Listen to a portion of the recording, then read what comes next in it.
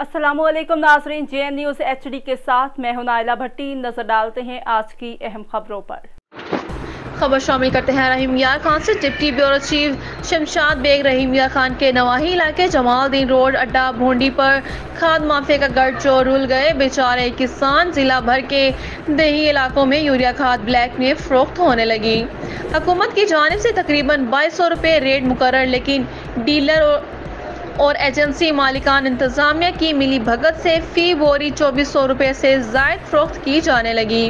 किसानों ने एहतजाज करते बताया कि गुज़श्ता दिनों अड्डा भोंडी पर वाक़िया दुकानदार राशिद नामी शख्स ने 2380 रुपये में यूरिया खाद ब्लैक में फरोख्त करते हुए बिल देने से इनकारी हो गया। किसान का कहना था कि फसल को यूरिया खाद नहीं लगाएंगे तो फसल पैदावार नहीं देगी।